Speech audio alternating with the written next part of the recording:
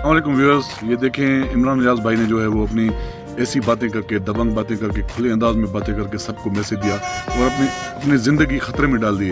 इस press conference के बाद या इस जो मीडिया टॉक के बाद आप देख लीजिएगा क्या कह रहे हैं। और उनकी वालदा से ज़्यादा इन्फॉर्मेशन किसी और के पास नहीं है, क्योंकि उनकी वालदा ने जब FIR के लिए दरखास्त तैयार की थी तो अरशद भाई की वालदा ने सबसे बात करके की थी और उन्होंने अपनी ज़ाती जो फैमिली की इन्फॉर्मेशन है जो डायरेक्टली अरशद शरीफ साहब से मुंसलिक थी उसको देखते हुए बात की थी। और अगर किसी को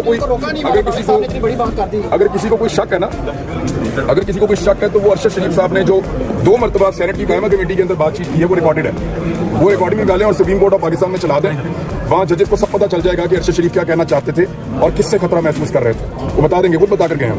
इमरान भाई ये बताएं कि अरशद शरीफ के दोस्त मुराद सईद, अब उन्हें निशाना बनाने की तैयारियां, या जिंदा मार दो या जिंदा लाओ, ये जो इन्फॉर्मेशन कल आई है ना, ये बड़ी खतरनाक है।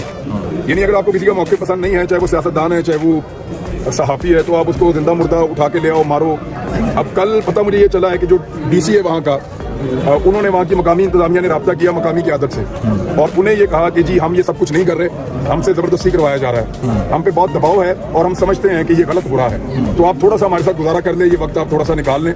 और हमें मजबूरन ये फोर्स तैयार करनी पड़ी है। तो वो एक लेविस की तैयारियां कल की गई थी और मुमकिन तौर पे एक ऑपरेशन प्लान किया गया मुराद सईद के खिलाफ भी। उससे क्या निकलेगा, वो कोई इंडिया से थोड़ी आया हुआ है या कोई दहशतगर्द तो नहीं है दुश्मन मुल्क का, वो तो अमन की बात करता है। और सियासी मामला को वहाँ तक नहीं ले जाना चाहिए कि जहाँ पे आप लोगों को दहशतगर्द बनाए, गद्दार और बागी बनाए। गद्दार और बागी कोई माँ के पेट से थोड़ी आता है, ऐसे ही आप FIR दे के बना देते हैं और क्या होता है। तो क्या कसूर समझ रहे हैं कि आपके ब्लॉग अदालत में चलाए गए, अरशद शरीफ के ब्लॉग नहीं चलाए जा सकते कि वकील का नाम ले रहे थे अदालत में? सर, अरशद शरीफ साहब का अभी प्रॉब्लम ये है कि वो मामला अदालतों में उस तरह आया ही नहीं। शहीद अरशद शरीफ के ऊपर जो मुकदमा हैं अब उनको कौन परस्यू करेगा, वो तो शहीद हो गए हैं। मेरा ये था कि मुझे वो अदालतों में ले गए थे उन्हीं मुकदमात में। जब अदालतों में वो क्लिप चलाते थे तो अदालतें भी हंसती थी, वकील भी हंसते थे और जो प्रोसिक्यूटर थे वो भी नीचे मुकर के शर्मिंदा होकर हंसते थे कि यार ये हमने क्या पर्चा दे दिया। तो इसी तरह सारे जो मुकदमात हैं जो शहीद अरशद शरीफ पे हैं वो भी ऐसी बोगस हैं, फजूल हैं। ये तो हमारी किस्मत खराब थी कि हालात इतने बुरे हो गए कि उनको पाकिस्तान से जाना पड़ा और वो शख्स सिर्फ अपनी इज्जत के लिए डरता था। वो जो मरने से नहीं डरता वो किसी और चीज़ से क्या डरेगा, वो अपनी इज्जत के लिए डरता था। यहाँ उठा के नंगा कर देते हैं आदमी को, टॉर्चर करते हैं, तो ह्यूमिलिएट करते हैं। वो ये नहीं करवाना चाहता था, ही लेफ्ट पाकिस्तान। लेकिन जब वो पाकिस्तान से गए उसके बाद सूरत आपके सामने है, वो तो बड़ा अनफॉर्चुनेट है। अगर वो यहाँ पे रहते और खुदा न खास्ता गिरफ्तार होते यहाँ रह के, या चलो गिरफ्तार ही हो जाते, तो ये सारे मुकदमा तो साबित हो जाता कि किसी काबिल नहीं है। Thank you.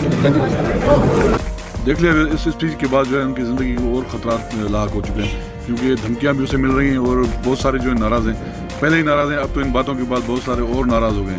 तो इसलिए उसे अपनी ज़िंदगी का ख्याल करना चाहिए, क्योंकि वो पाकिस्तान के लिए कीमती है, सच बोलने वाले और दिलेर सहाफ़ियों में जो है वो टॉप पे है। तो ये ऐसे लोगों की जो है पाकिस्तान को ज़रूरत है, ऐसे सहाफ़ियों की जो है वर्ल्ड लेवल पे जो जाना जाता है उनकी, और उनसे पाकिस्तान में और पाकिस्तान से बाहर बहुत ज़्यादा मेहनत करते हैं। वो वैसे भी गरीबों की मदद करते रहते हैं, वो सच भी बोलते हैं और दिलेर भी हैं। तो वीडियो पसंद आए तो वीडियो को लाइक और शेयर ज़रूर कीजिएगा और अगर चैनल पर नए तो प्लीज़ चैनल को सब्सक्राइब करें। शुक्रिया, अल्लाह हाफिज़।